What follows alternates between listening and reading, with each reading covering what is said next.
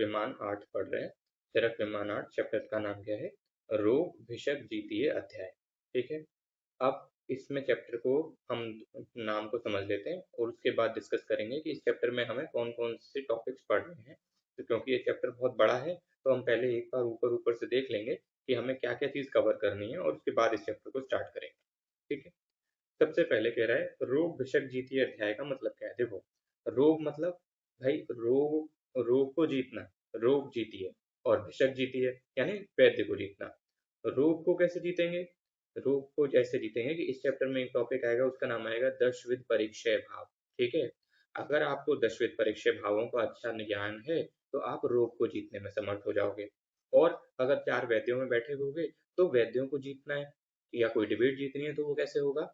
उसके लिए हम इस चैप्टर में पढ़ेंगे 44 वाद मार्ग। ठीक है, इस तरह इस चैप्टर के अंदर मेन रोगों को जीतने के लिए और वैद्यों को जीतने के लिए बात करेंगे। ठीक है, चलो अब इसमें क्या क्या टॉपिक आएंगे। देखो, एक एक वेब की तरह ये चैप्टर खुलता चला जाएगा। जैसे सबसे पहले इसमें 3 बातें हम जो पढ़ेंगे, सबसे पहले आयुर्वेद पढ़ने के लिए किताब फाइनल करनी होगी, तो शास्त्र परीक्षा। फिर उस किताब को पढ़ाने के लिए टीचर फाइनल करना होगा, दैट इज आचार्य परीक्षा। और तीसरा, अब इस शास्त्र के ज्ञान के लिए हमें क्या-क्या करना है खुद से एफर्ट। ठीक है, शास्त्र परीक्षा, आचार्य परीक्षा और फिर शास्त्र के ज्ञान के लिए हम क्या एफर्ट डालेंगे। शास्त्र परीक्षा कैसे होती है समझ लिया, आचार्य परीक्षा कैसे समझ लिया, उसके बाद देखेंगे शास्त्र ज्ञान कैसे करेंगे अपन। अध्ययन, अध्यापन और तद्वित संभाषण। पहले पढ़ो, फिर पढ़ाओ और उसके बाद संभाषाओं में जाओ, उसके बाद कहीं वैद्यों में उठो बैठो। ठीक है, जब आप वैद्यों में उठोगे बैठोगे, तो वहाँ 2 तरीके की संभाषा होंगी, 2 तरह की कन्वर्सेशन आपके साथ होगी। एक संधाय संभाषा और एक विग्रह संभाषा। ठीक है? अब चाहे संधाय संभाषा हो, चाहे विग्रह संभाषा हो, उन दोनों के अंदर करने वाली बातें जो होती हैं, ठीक है? वो या कौन-कौन सी चीज़ें होती हैं वो ध्यान में रखनी है, वो देखो। करने वाली बातें होती हैं 44 वाद मार्ग। उन्हीं संभाषाओं के अंदर एक जो कॉमन चीज़ होती है दैट इज़ परिषद, आप जिस असेंबली में बैठे हो, ठीक है? और तीसरा दसविध परिक्षय भाव। ठीक?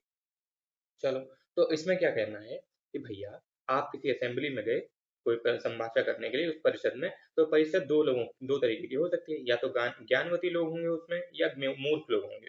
ठीक है? अब चाहे ज्ञानवती की असेंबली में जाओ, चाहे आप मूढ़ों की असेंबली में जाओ, उन लोगों का आपके प्रति कैसा विचारधारा है। वो लोग आपको जानते हैं, आपके मित्र हैं ज़्यादातर, तो सुहृद परिषद हो जाएगी। ज्ञानवत है कि मूढ़, आपकी दोस्ती ज्ञानी से भी हो सकती है, मूर्ख से भी हो सकती है, इससे फ़र्क नहीं पड़ता। तो उस परिषद में जो लोग हैं वो आपसे सुहृद हैं, आपके फ़ेवर में हैं, ठीक है? आपसे द्वेष रखते हैं, आपसे जलन है कि भाई ये फ़ील्ड में आपसे अच्छा कर रहा है, ठीक है? तो मतलब उनसे अच्छे कर रहे हो आप, तो वो आपसे जलते हैं। तो वो आपकी बातों को काटना, आपका मज़ाक उड़ाना, आपको गुस्सा दिलाना, ऐसा प्रयास कर सकते हैं, ठीक है? तो ये क्या होगा? प्रतिनिविष्ट परिषद। और तीसरा उदासीन परिषद। उदासीन परिषद मतलब आप ऐसी असेंबली में गए हो, जहाँ सब लोग हैं तो ज्ञानवती या हैं तो मूर्ख, लेकिन कोई आपको जानता नहीं है, तो they are very neutral with you. तो इस तरह 3 तरह की असेंबली हो सकती है। अब इन असेंबलियों में जो आप बातें करोगे या कोई भी व्यक्ति बातें करेगा, तो वो इन 44 वाद मार्ग के अंदर करेगा। इन 44 वाद मार्गों से क्या होगा, आप जब उनसे बात करोगे तो आप उनसे जीत सकते हो। इससे फ़र्क नहीं पड़ता कि आपकी जो बात है वो सही है या गलत है। लेकिन अगर आपको इन 44 वाद मार्गों में अच्छी पकड़ है, तो आप अपनी बातों को मनवा सकते हो। ठीक है? लेकिन ये खेल जो है या ये फेकनेस जो है वो वहाँ नहीं चलेगी जब आपको रोगों को जीतना होगा। रोगों को जीतने के लिए आपको एकदम ऑथेंटिक होना होता है। वहाँ क्या बात करेंगे? दशविध परिक्षय भाव आपको आने चाहिए। ठीक है? वो आते इसी वाद मार्ग से डिस्कशन से ही हैं, पर क्या है? तो अब दशविध परिक्षय भाव क्या है भैया? रोग को जीतने के लिए, वैद्य को जीतने के लिए 44 वाद मार्ग, रोग को जीतने के लिए दशविध परिक्षय भाव। अब दशविध परिक्षय भाव क्या-क्या होते हैं भैया? कारण, करण, कार्ययुनि, कार्य, कार्यफल, अनुबंध, देश, काल, प्रवृत्ति, उपाय। ये हो गए हमारे दशविध परिक्षय भाव। इन सब के बारे में डिटेल में पढ़ेंगे, ठीक है? लेकिन जहाँ इस चैप्टर में और आगे ब्रांचेस खुलेंगी, वो हम उस बात को डिस्कस कर लेते हैं। इनमें से 2 चीज़ें हैं जो आगे ब्रांच खुलाएँगी आपकी, इन 10वीं परीक्षा भावों में से। एक तो है देश और दूसरा है उपाय, ठीक? जो देश है, वो बोलेगा कि 2 तरह का देश होता है, एक भूमि देश और एक आतुर देश। अब भूमि देश होगा, तो फिर वो जांगम हो सकता है, अनूप हो सकता है, साधारण हो सकता है, ठीक है? ये बात डिस्कस करेंगे। फिर बोलेंगे आतुर देश। अब आतुर देश, दशविध परिक्षय भावों में एक आ गया कि आपको देश यानी और देश में भी पेशेंट की बॉडी, आतुर की बॉडी की परीक्षा करनी है। तो इसे बोलते हैं दशविध आतुर परीक्षा, यानी 10 परीक्षय भावों में कारण कार्य योनि में बॉडी का एक सेगमेंट आ गया कि हाँ भाई बॉडी की एग्जामिन करनी है। बॉडी की एग्जामिन भी 10 तरीके से की जा सकती है, तो उन्हें बोलते हैं 10 आतुर परीक्षा। ठीक है, ये भी जरूरी है रोग को जीतने के लिए। तो 10 आतुर परीक्षा जो है उसमें क्या क्या आता है? प्रकृति, विकृति, सार, संघनन, प्रमाण, सात्म्य, सत्व, आहार, व्यायाम और व्यय, इन सब चीजों का आपको परीक्षा करनी है रोगी के अंदर, इससे पहले कि आप जो है ट्रीटमेंट डिसाइड करो। ठीक है, अब प्रकृति कौन कौन सी पढ़ सकते हैं अपन इस चैप्टर में पढ़ेंगे? वातज प्रकृति, पित्तज प्रकृति, कफज प्रकृति, वात पित्त, पित्त कफ, कफ वात और सम प्रकृति, ये हो गए प्रकृति के बारे में विचार। ठीक है, फिर इसमें प्रकृति विकृति का कुछ है नहीं, और किसी का कोई सेगमेंट नहीं निकलता है, खाली सार का निकलेगा। सार को हम डिटेल में पढ़ेंगे कि भाई त्वक सार, रक्त सार, मांस सार, मेद सार, अस्थि सार, मज्जा सार, शुक्र सार, सत्व सार, इस तरह से हम सार पढ़ेंगे। बस एक जो है 9वां जो सार है, 8 सार चरक ने बताए हैं, 9वां सार है जिसका नाम है ओज सार, जिसके बारे में चरक ने कुछ नहीं बोला है, काश्यप संहिता में इसका मेंशन मिलता है, तो खैर उसका डिस्कशन हम नहीं करेंगे यहाँ। तो इस चैप्टर में हम 8 ही सारों के बारे में पढ़ेंगे, प्रकृति के बारे में पढ़ेंगे, और बाकी जितने भी आतुर परीक्षाएं हैं 10वीं आतुर परीक्षा, उनके बारे में डिस्कस करेंगे। जब आपने पेशेंट की आतुर परीक्षा कर ली, ठीक है, तो आपने ये एक 10वीं परीक्षा भाव कंप्लीट कर लिया, दैट इज देश। ठीक है, और दूसरा अब आपको ट्रीटमेंट फाइनल करना होगा, दैट इज उपाय। ठीक है, तो उपाय में क्या ब्रांचेस बनेंगे देखो। उपाय में बोलेगा कि भैया देखो, वहां बोलेगा पंच द्रव के, पंच कर्म के द्रव कल्प संग्रह, द्रव्य कल्प संग्रह, यानी कि जो द्रव्य हैं पंचकर्म कराने की, जो दवाइयां हैं, उनके फॉर्मुलेशन के बारे में, उनके कॉम्बिनेशन के बारे में डिस्कस करेगा। जैसे वमन कल्प संग्रह अलग कर देगा, विरेचन कल्प संग्रह द्रव्यों के कल्प अलग कर देगा, अनुवाचन के अलग कर देगा, सिरोविरेचन के अलग कर देगा, और आस्थापन के अलग कर देगा। किसी में और सब ब्रांचेस नहीं निकलेंगी, लेकिन आस्थापन स्कंद जो है, या आस्थापन द्रव्यों का जो संग्रह है, उसके बाद अलग अंदर ब्रांच निकलेंगे, दैट इज मधुर स्कंद, अम्ल स्कंद, कटु स्कंद, लवण स्कंद, तीक्त स्कंद और कषाय स्कंद। ठीक है, इस तरह से ये चैप्टर जो है हमारा फिनिश हो जाएगा। ठीक है, आ जाओ, अब बात कर रहे हैं कैसे कि भैया रोगों को जीतना है और वैद्य को जीतना है, ये हमारा मेन पर्पस है। वैद्य को जीतना है तो संभाषा में जाओगे, चाहे ज्ञानवती की हो चाहे मूढ़ की हो। ठीक है, वहां या तो आपसे श्रेष्ठ होगा कोई, या आप ज्ञानी हो, या तो वो आपसे ज्ञानी होगा, या वो आपके सॉरी या तो आपके फेवरेबल होगा, सुहृद होगा, या उदासीन होगा, या फिर आपके प्रति प्रति प्रति होगा, यानी आपके अपोजिट होगा। ठीक है, तो खैर इन सबको हमें जीतना किससे है? वाद मार्ग से जीतना है। ठीक है, लेकिन रोग को जीतना है तो 10वें परिचय भाव से जीतेंगे। ठीक है, अब बात करते हैं वैद्य बनने के लिए हमें किसकी परीक्षा करनी है? सबसे पहले शास्त्र की परीक्षा करनी है। ठीक है, वैद्य बनने के लिए जब शास्त्र परीक्षा हो जाए, उसके बाद किसकी परीक्षा करनी है कि भाई उस किताब को पढ़ाने के लिए बेस्ट टीचर कौन है। ठीक है, जैसे हमारे हमारे गुरु जी जो है वो बेस्ट टीचर है, आचार्य जी। उसके बाद बोले क्या भैया, क्या बोलता है देखो, श्लोक देखो क्या लिखता है, कहता है भिषक बुभुत्सु शास्त्रम एव आदितः परीक्षेत ततः अनंतरम आचार्यम परीक्षेत। जो भिषक बनना चाहता है वो शास्त्र को पहले परीक्षा करे, पहले फाइनल करे कि उसे क्या पढ़ना है, तत् अनंतरम आचार्यम परीक्षित, उसके बाद बिना देर लगाए उस शास्त्र को पढ़ाने के लिए बेस्ट टीचर कौन है उसे ढूंढ लाए। ठीक है, अब अब क्या करना है भैया कि भैया ये बोल रहा है ब्लैंक ही एवं विधम अमलम इव आदित्यस्य तमो विधूय प्रकाशयति सर्वम। कह रहा है कि भैया जिस तरह आदित्य, आदित्य मतलब सूरज, अंधकार को हटा देता है, आदित्य से तमो विधूय, ठीक है, प्रकाशयति सर्वम, सब जगह प्रकाश कर देता है, उसी तरह जो शास्त्र है, ठीक है, वो हमारी तम की बुद्धि को हटा करके शुद्ध ज्ञान का प्रकाश कर। ठीक है, इसीलिए, और या फिर ये कम कह लो कि अगर आपकी बुद्धि शुद्ध होगी तो ही आपको शास्त्र समझ में आएगा, अदरवाइज शास्त्र समझ में आएगा नहीं। इसलिए शास्त्र पढ़ने से पहले अपनी बुद्धि को शुद्ध कर लेना चाहिए, यानी कि आपको पर्पस अपना फाइनल कर देना चाहिए, मैं जो पढ़ रहा हूँ वो क्यों पढ़ रहा हूँ। आप जिस पर्पस को लेकर के आयुर्वेद को पढ़ना चालू करोगे, आप वही पर्पस देख पाओगे उस किताब में, और कुछ नहीं दिखेगा। ठीक है, तो शास्त्रम ही एव विधम, शास्त्र ही है ऐसा जो अमलम, अमल यानी अंधकार दूर कर देता है, मिट गंदगी हटा देता है, आदित्य आदित्य तमः विधूय प्रकाशयति सर्वम, जिस तरह सूरज जो है वो पूरे संसार में प्रकाशमान कर देता है पूरे संसार को। चलो, ये हमने शास्त्र की बात पढ़ ली, या उपमा समझ ली। अब आचार्य कैसा होना चाहिए जिसको आप ढूंढोगे? पहला, आचार्य खुद जो हो वो परिवदात परिव्रताश्रुतम हो, यानी उसने खुद शास्त्र को कई बार पढ़ा हुआ हो। परिदृष्ट कर्मणाम हो, उसने कई बार प्रैक्टिकल भी देखा हो, सिर्फ शास्त्र नहीं पढ़ा हो, उसे प्रैक्टिकल नॉलेज भी हो। दक्ष हो, एक्सपर्ट हो। शुचि, मानसिक और शारीरिक रूप से वो क्लीन हो। ठीक है। दक्षिण, दक्षिण मतलब एक्सपर्ट। ठीक। उसके बाद जितहस्त, जितहस्त मतलब भी एक्सपर्ट, अगर सर्जिकल की बात कर रहे हैं तो जितहस्त मतलब भी एक्सपर्ट। ठीक है। और उपकरणवंतम, उपकरणवंतम मतलब उसे आपको शास्त्र समझाने के लिए चाहे प्रैक्टिकल चीजें चाहिए, चाहे थियोरेटिकल चीजें चाहिए, चाहे एग्जाम्पल चाहिए, कुछ भी चाहिए, उसके पास वो सब कुछ होना चाहिए। ठीक है। तो ये गुण कहीं ना कहीं किसके जैसे दिखते हैं, लगभग लगभग वैद्य जैसे दिखते हैं। तो ध्यान रखना है कि दक्षिण वाला गुण जो है और जितहस्त वाला गुण जो है वो चरक ने आचार्य के गुणों में माना है। ठीक है। चलो अगले बात करते हैं किसकी। कह रहे हैं सुक्षेत्रम आर्तवः मेघो, मेघ इव सस्य गुणैः सुशिष्य आशु वैद्य गुणैः संपादयति।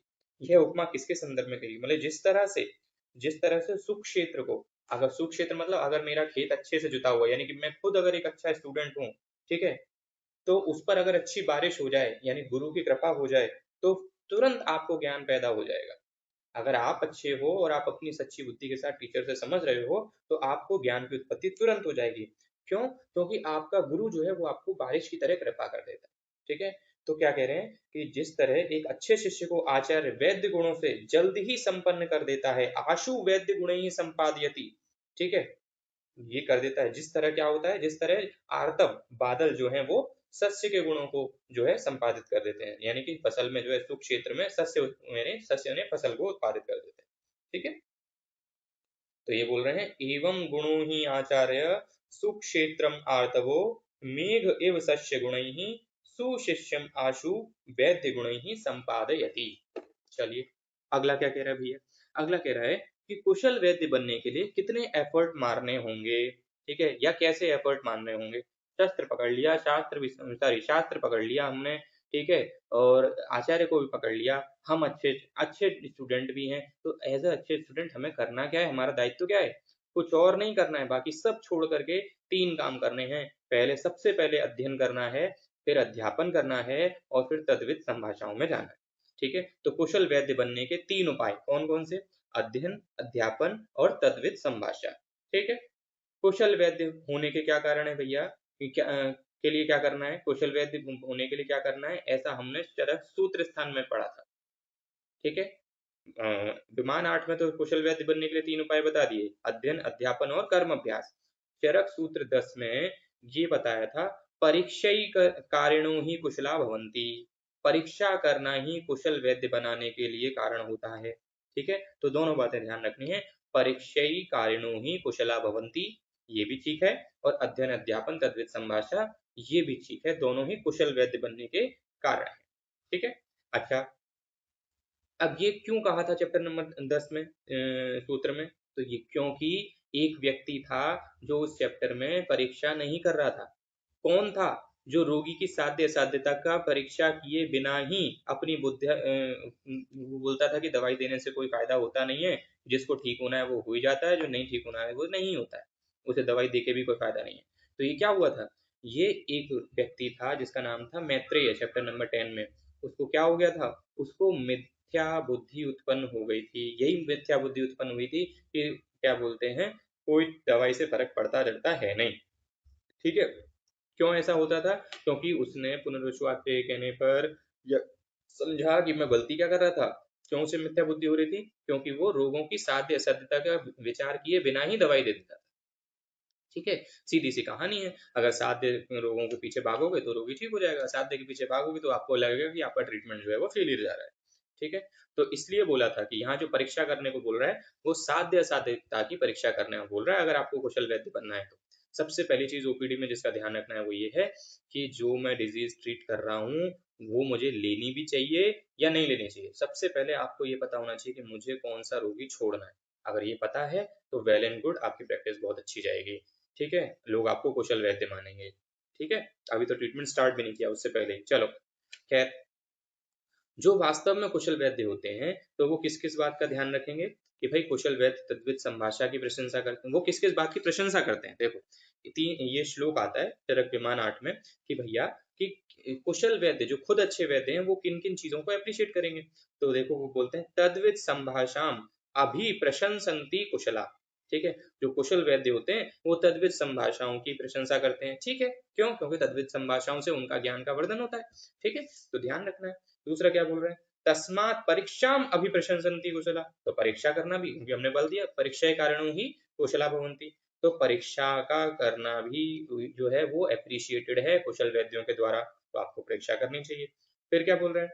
ज्ञान पूर्वकम ही कर्मणाम सम आरंभम प्रशंसन्ते, कह रहे हैं कि भैया ये कोई भी आपको चिकित्सा करनी है उससे पहले आपको ज्ञान पूर्वक पहले उसका पूरा ज्ञान कर लेना चाहिए कि रोग का निदान क्या है, लक्षण क्या है, संप्राप्ति क्या बन रही है और अब हिसाब से मुझे ट्रीटमेंट कैसे उपाय करना है। तो ज्ञान पूर्वक ही कर्मणाम, कोई भी आप कार्य चिकित्सा का स्टार्ट कर रहे हैं उससे पहले आप उस रोग और रोगी का पूरा ज्ञान कर लीजिए। दैट मीन्स 10 परीक्षा भावों पर बढ़िया से कंट्रोल पा लीजिए। तो इस बात की प्रशंसा करते हैं कौन? कुशल वैद्य। तद्वित संभाषा की प्रशंसा करते हैं। ठीक है, परीक्षा करने की प्रशंसा करते हैं और ज्ञान पूर्वक कर्म करने की प्रशंसा करते हैं कुशल वैद्य। ये इस चैप्टर में विरमान 8 में रेफरेंसेस हैं जो हमें याद रखना है। ठीक है, नेक्स्ट अब बोल रहा है अध्ययन। हम बोल रहे हैं कुशल वैद्य बनना है तो अध्ययन के बारे में बात करते हैं। तो अध्ययन किस तरह करना है, उसकी प्रणाली में क्या क्या बात है जो हमें ध्यान रखनी है। बोलता है अध्ययन करने के लिए जो शिष्य आएगा उस शिष्य को कल्य कृतक्षण होना चाहिए। यानी अगर आपको कुशल वैद्य बनना है तो सबसे पहले आपको फिजिकली और मेंटली हेल्दी होना होगा। आपको जो है दिमाग में से बाकी सारी चीजें जो है दिमाग से निकाल के फेंकनी होंगी कि क्या हो गया पास्ट में, क्या करूंगा फ्यूचर में, ये सब छोड़ करके आपको प्रेजेंट को पकड़ना है और मैक्सिमम यूटिलाइज करना है कि मैं आ गया हूँ पढ़ने और अब मेरा मेन काम क्या है? सिर्फ पढ़ना, किसी और चीज के बारे में विचार न करना। तो इसे हम कहते हैं क्या? कृतक्षण।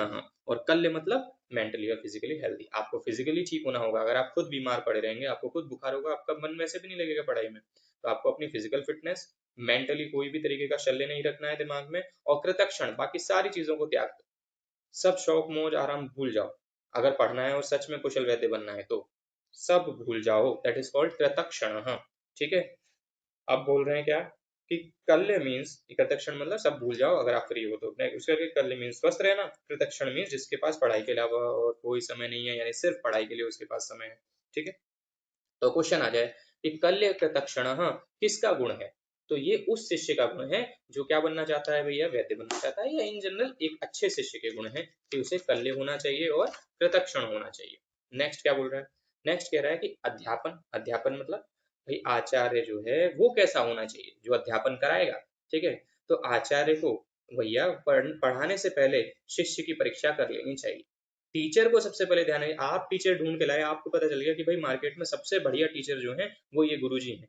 ठीक है, लेकिन आप गुरुजी के पास गए, गुरुजी ने आपसे बोला कि जो मैं बात कहता हूँ उसे पूरा फॉलो करना है। ठीक है, और जो मैं कहूंगा उसे डेली टू डेली पढ़ना है, रिवाइज करना है, और आप ऐसा नहीं कर रहे। ठीक है, तो आप उस टीचर का नाम बदनाम करोगे, उसका रिजल्ट खराब करोगे। इसीलिए टीचर्स को एडवाइस किया जा रहा है शिष्यम इव आदितः परीक्षित, कि आचार्य भी जो है वो अपने शिष्य की परीक्षा कर ले। पहले पहले 6 महीने तक चेक करके देख ले कि ये जो है सच में मेरी बातों को पूरा फॉलो कर पाएगा या नहीं, कंटिन्यू रख पाएगा या नहीं। ठीक है, अगर कंटिन्यू रख पाएगा तब कहीं जा करके वो आयुर्वेद में उसको कैपेबल बन पाएगा कि हाँ भाई तुम जो है कैपेबल हो डॉक्टर बनने के। ठीक है, तो अब आगे क्या बोलता है? पहले खुद ज्ञान ज्ञान ग्रहण करने के बाद उस ज्ञान को अपने शिष्यों को भी कराए। यानी कि ज्ञानवान आचार्य को भी ज्ञानवान होना चाहिए। अगर वो उसके पास खुद ज्ञान नहीं तो वो समझाएगा क्या? ठीक है, फिर क्या बोलता है? कह रहा है स तथा कुर्यात, उसके बाद ऐसा काम करे जब शिष्य फाइनल हो जाए कि हाँ भाई शिष्य एकदम बढ़िया है। ठीक है, शिष्य पूरी बात मान रहा है। ठीक है, और खुद भी वो ज्ञान से संपन्न है टीचर, और अब वो पढ़ाना भी जानता है, सिखाना जानता है। ठीक है, तब उसे क्या करना चाहिए? स तथा कुर्यात, शिष्य आचार्य के पास उत्तरायण के शुक्ल पक्ष में आएगा। ठीक है, यानी गर्मियों के मौसम में आएगा। ठीक है, जब गर्मियां जस्ट स्टार्ट होती हैं उस समय आएगा शुक्ल पक्ष में, उत्तरायण के शुक्ल पक्ष में आएगा, प्रशस्त दिन में, यानी अच्छे दिन में। ठीक, पूर्णिमा अक्सर करके पूर्णिमा माना जाता है। ठीक है, प्रशस्त दिन में आएगा, उस दिन उपवास रखेगा, स्नान करेगा, मुंडन कराएगा, और मुंडन कराने के बाद कषाय वस्त्र पहनेगा और अपने गुरुजी के पास जाएगा। तो कहने का मतलब क्या है कि भैया उत्तरायण में शुक्ल पक्ष में अपने पूरे बाल कंप्लीट कटवा दिए, उपवास रखा, नहाया धोया, कषाय कपड़े पहने, और कषाय कपड़े पहन करके जो है अपने श्री गुरुदेव जी के पास चला गया। ठीक है, ऐसा शिष्य जो है वो अध्यापन के योग्य होता है। ठीक है, अब सवाल ये पैदा होता है कि मुंडन और कछाय वस्त्र क्यों धारण कर रहे हैं। भाई मुंडन और कछाय वस्त्र इसलिए धारण करने हैं, पहली चीज तो ये कि बाल में आपका समय बर्बाद, ठीक है, बालों में आप जितना समय बर्बाद करेंगे आपका अपने लुक्स पर दिमाग जाएगा कि मैं कितना अच्छा, मैं कितना गंदा दिख रहा हूँ। अगर बाल ही नहीं होंगे तो आपका वो समय बहुत जो है बच जाएगा, ठीक है। फिर दूसरा क्या, और दूसरा कोई शो ऑफ या डिस्ट्रैक्शन आप नहीं कर पाओगे, कहीं डिस्ट्रैक्ट नहीं हो पाओगे, ठीक है। दूसरा क्या बोल रहे हैं भैया, कषाय वस्त्र का धारण करना है। अब कषाय वस्त्र का धारण क्यों करना है भाई, कषाय वस्त्र का धारण इसलिए करना है ताकि एक यूनिफॉर्मिटी रहे। अगर आपकी क्लास में 50 लोग हैं, सब अलग अलग तरीके के कपड़े पहन के आ रहे हैं, तो किसी के पास गरीब कपड़ा है, किसी के पास छोटा कपड़ा है, किसी के पास ब्राह्मण का कपड़ा है, किसी के पास क्षत्रिय वाला कपड़ा है, समझे, तो वो डिस्ट्रैक्शन होता है और आपस में मतभेद होते हैं, आपस में जो है डिस्क्रिमिनेशन होता है। बट अगर सबका एक जैसा यूनिफॉर्म रहेगा तो क्या होगा, कोई किसी की तरह नहीं दिखेगा और टीचर भी जो है सबको एक यूनिफॉर्म तरीके से पढ़ा पाएगा, ठीक है। चलो, तो ये क्वेश्चन क्या है, क्वेश्चन ये है स तथा कुर्यात, यानी ऐसा करें, यह वाक्य किसके लिए बोला है। तो किसने किया ये सब, बाल बाल किसने कटवाया, नहाया धोया कौन, मुंडन किसने करवाया, कछाय वस्त्र कौन ने पहने, शिष्य ने। तो स तथा कुर्यात ऐसा शब्द जो है वो किसके लिए बोला गया है, शिष्य के लिए बोला गया है, ये बात याद रखनी है, ठीक है। अब क्या करेंगे, फिर वो गुरु जो शिष्य का उपनयन कर रहा है, यानी जो शिष्य को सिखा रहा है, उपनयन मतलब उपनयन संस्कार, अपने उसको उसको संस्कारित कर रहा है, उसे सिखा रहा है, कौन, गुरु, ठीक है। वो अब वो गुरु क्या करेगा, पूरब या उत्तर दिशा में, ठीक है, क्या करे भैया, एक पवित्र जगह ढूंढे, उस पवित्र जगह को साफ करे, सुथरा करे, ठीक है, और उसके बाद उसमें क्या बनाए, चार कोण बना दे, ठीक है, ये चार कोण, और हाथ चार अंश की, यानी कि चार कोण यानी चार एंगल वाली, और चार हाथ प्रमाण की वेदी बनाए। ऐसी वेदी बनाए जिसके चार हाथ तो प्रमाण हो, ठीक है, लेंथ चार चार चार चार हो, और उसमें एंगल भी जो है वो चार, ठीक है, ट्राइंगल सर्कुलर ऐसा कुछ नहीं बनाना, स्क्वायर शेप बनाना है और चार चार हाथ के प्रमाण का बनाना है, ठीक है। तो चार अंश और चार हाथ प्रमाण की वेदी बनाई उस साफ सुथरी जगह पे, उस वेदी पर गाय के गोबर का लेप करें, फिर उस वेदी पर यज्ञ का हवन होगा, ठीक है, यानी कि अब उस पे जो है यज्ञ यज्ञ के लिए वेदी बना दिया आपने, ठीक है, ये अब जो है यज्ञ का हवन करें, ठीक है। अब उसमें पूर्व की तरफ मुंह करके शिष्य से, यानी कि करके शिष्य से 3 बार, अब शिष्य को बोले कि भैया पूर्व की तरफ मुंह करके इसके अंदर 3 बार घी और शहद की आहुति दिलवाए, ठीक है। तो क्वेश्चन आ सकता है कि भैया किसकी आहुति दिलवा रहा है और कितनी बार दिलवा रहा है, घी और शहद की आहुति दिलवा रहा है और 3 बार दिलवा रहा है, ठीक है। और फिर उस शिष्य से वचन लिया जाएगा कि इस आहुति के साथ साथ कि तुम मुझे वचन दो कि आज से जो मैं कहूंगा वो तुम करोगे, मैं जो पढ़ाऊंगा वो तुम पढ़ोगे, पढ़ाई के अलावा कहीं व्यस्त नहीं रहोगे, यानी कृतक्षण हो जाओगे, फेसबुक व्हाट्सएप सब बंद कर दो, ठीक है। ये होगा प्रण जो आपको अपने गुरुजी के पास लेना, ठीक। अब किस डायरेक्शन में मुंह करके, ईस्ट डायरेक्शन में मुंह करके, क्या डाल करके हवन सामग्री में, ठीक है, घी और शहद डाल करके, कितनी बार डालेंगे, 3 बार डालेंगे, ठीक है। वेदी कितने साइज की बनाएंगे, 4 हाथ प्रमाण की बनाएंगे और 4 कोण वाली बनाएंगे, ठीक है, 4 अंश या 4 कोण, ठीक। अब बताओ, ये बात हो गई, कहानी हमको यहाँ पे समझ में आ गई। अब बात करते हैं कि भैया हमारा माइंडसेट क्या होना चाहिए आयुर्वेद को समझने के लिए, ठीक है। तो माइंडसेट क्या है भैया, कहते हैं आयुर्वेद अपार है, इसलिए इसे बिना प्रमाद के सतत अभियोग करके पढ़े, यानी कि आयुर्वेद अगर आपको सच में समझना है तो इसका सिलेबस जिंदगी में कभी खत्म नहीं होने वाला है, इसीलिए जितना पढ़ो उतना अप्रमाद के साथ पढ़ो, अगर आप सच में आयुर्वेद को समझना चाहते हो तो, ठीक है। न च एव ही अस्ति सुतरम आयुर्वेद से पारम, नहीं है आयुर्वेद का कोई पार, ठीक है, तो पार नहीं है इसलिए प्रमाद रहित होकर के पढ़ो, तस्मात अप्रमत्तः, आयुर्वेद का पार क्यों नहीं है, क्योंकि आयुर्वेद में रोगों की चिकित्सा पढ़ते हैं, और रोगों की कोई काउंटिंग होती है क्या, कितने रोग हो सकते हैं उसका कोई कोई अंत है क्या, नहीं। इसीलिए चरक संहिता को इतना कंपाइल्ड करके बनाया गया कि जिसने ये पढ़ ली, आयुर्वेद तो पूरा कोई नहीं पढ़ सकता, लेकिन अगर चरक संहिता पढ़ ली तो दुनिया के कोई भी रोग आए तो वो सही हिसाब से ट्रीटमेंट कर सकते हैं, ठीक है। पर उस चरक संहिता को भी हमें कैसे पढ़ना होगा, सबसे पहले तस्मात अप्रमत्तः, ये नहीं सोच के परेशान होना है कि सिलेबस कब खत्म होगा, ये सोचना आपके मन में प्रमाद पैदा कर देगा, जबकि इस अपार शास्त्र को जितना पढ़ पाओ उतना शांति से पढ़ो, ठीक है। शाश्वत यानी शाश्वत मतलब लगातार, ठीक है, रोज पढ़ो, बिना टेंशन के पढ़ो, रोज पढ़ो, और अभियोग अस्मिन, अभियोग मतलब पढ़ाई में ही अपने आप को मेनली इन्वॉल्व रखो, ठीक है। एग्जाम की डेट कब आएगी या जब आएगी तब पढ़ेंगे, सिलेक्शन के बाद पढ़ाई छोड़ देंगे, ये सब विचार नहीं करना, ठीक है।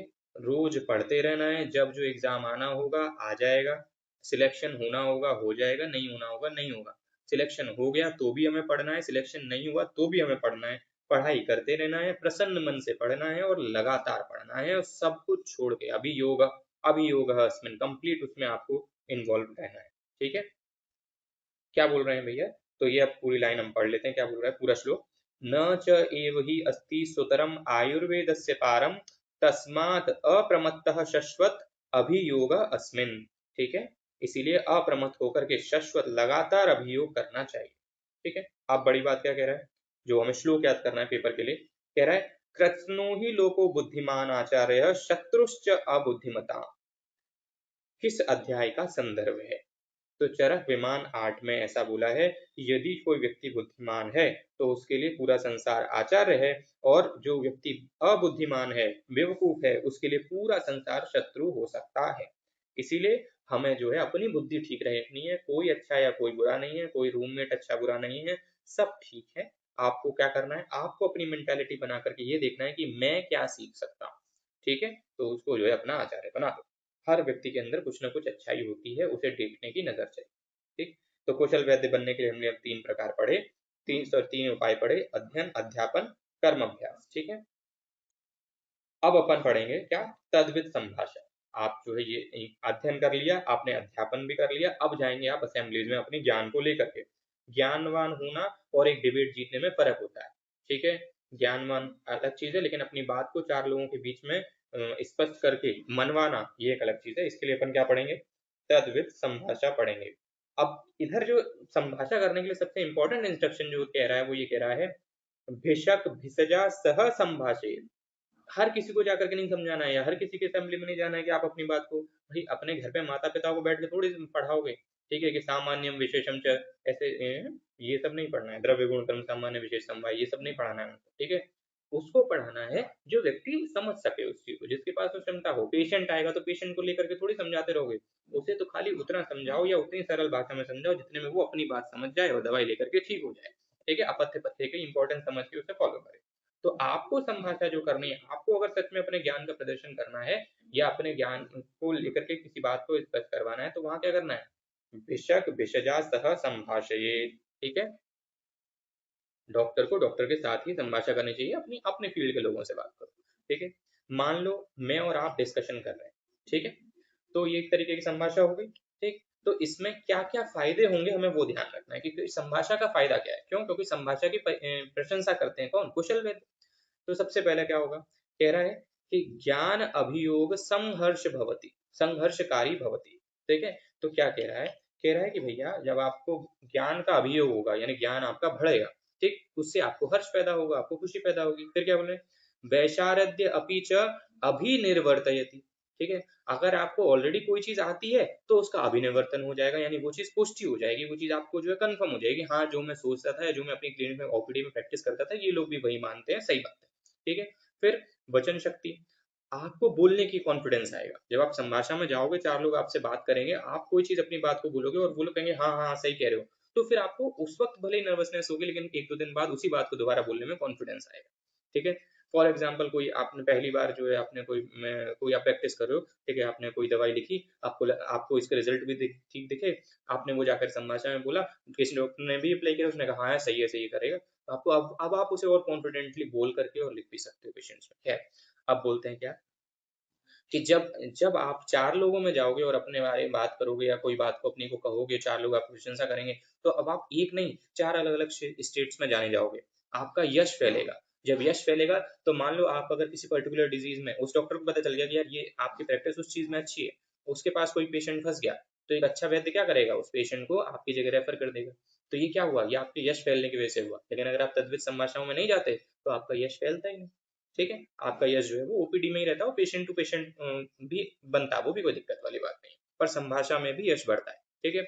पूर्व श्रुते च संदेहवत पुनः श्रवणात् श्रुत संशय अपकर्षयति। मान लो आपने पहले कोई चीज सुनी थी या पढ़ी थी, लेकिन आप भूल गए, 10 15 20 साल भूल गए और आपको धुंधली याद है, ठीक है, और आप घर पे किताबों में पढ़ नहीं पाए, आप संभाषा में गए और आपने उस बात को सुन लिया, तो आपको कंफर्म हो गया, याद आ गया, ठीक है, हाँ पहले आपको डाउट था, लेकिन अब आपने दोबारा सुन लिया, तो पुनः श्रुत करने से जो संशय होता है वो चला जाता है। ये सद्वित संभाषा का लाभ है। चुपचाप बैठना भी सद्वित संभाषा में आपको कुछ ना कुछ दे देगा, ठीक है, लेकिन आपने अध्ययन अध्यापन किया होना चाहिए। ये नहीं है कि फर्स्ट ईयर में आए कॉलेज में और फर्स्ट ईयर से ही सेमिनार में भागना शुरू कर दें, यूनेस्को उनेस्को पता नहीं कौन कौन सा एस्को एस्को होता रहता है, उस सब में जा रहे हैं, नहीं, ये सब नहीं। जब आप 4 साल हो जाए, आपको ज्ञान पूरा भर जाए आपके अंदर, उसके बाद आप जाइए, ठीक है, फिर आपको पता चलेगा कि जितना आपने पढ़ा था उसमें कितनी गलतियां पड़ी, ठीक है, आपका दिमाग करेक्ट हो जाएगा और जो चीज़ आपने सही समझी वो पुष्टि हो जाएगी, ठीक है। जो पहले से मिस हो गया होगा वो सुनने को मिल जाता है, इसलिए कुशल वैद्य तद्वित संभाषा की परीक्षा प्रशंसा करते हैं। अब संभाषा दो प्रकार की हो सकती है, एक संधाय संभाषा और एक विग्रह संभाषा। संधाय संभाषा में क्या होता है, सब लोग एक जैसी बातें करते हैं और एक कंक्लूजन की तरफ बढ़ते हैं, ठीक है। विग्रह संभाषा में क्या होता है, दो कॉन्ट्राडिक्टरी बातें होती हैं, ठीक है, कि आज के टाइम पर आयुर्वेद इन एआई फॉलो करें या आयुर्वेद इन क्लासिकल फॉलो करें, तो अगर इस तरह का डिस्कशन है तो ये क्या होगी, विग्रह संभाषा हुई। यहाँ पर जो वैद्य आएंगे वो या तो एक पक्ष से बोलेंगे या दूसरे पक्ष से बोलेंगे, मतलब कुछ कुछ वैद्य एक पक्ष से बोलेंगे, कुछ दूसरे पक्ष से बोलेंगे, और फिर हम डिसाइड करेंगे कि भाई ओके क्या ज्यादा बेनिफिशियल है। बट अगर एक ही संभाषा रख दी जिसका नाम है द्रव्य संभाषा, ठीक है, या द्रव्य गुण संभाषा, तो पूरी संभाषा एक ही टॉपिक के ऊपर चलेगी, सारे लोग एक ही टॉपिक के ऊपर बात करेंगे, तो दैट इज संधाय संभाषा, ठीक है। संधाय मतलब मित्रता या दोस्ती, जुड़ाव, विग्रह मतलब अपोज। तो लिखता है द्विविधा तु खलु तत् विद संभाषा भवति, संधाय संभाषा विग्रह संभाषा इति। ठीक है। अब आगे जो है अपन बात करेंगे, इसमें कुछ क्वेश्चंस हैं वो पूछ लेते हैं, फिर उसके बाद जो है अपन एंड करते हैं।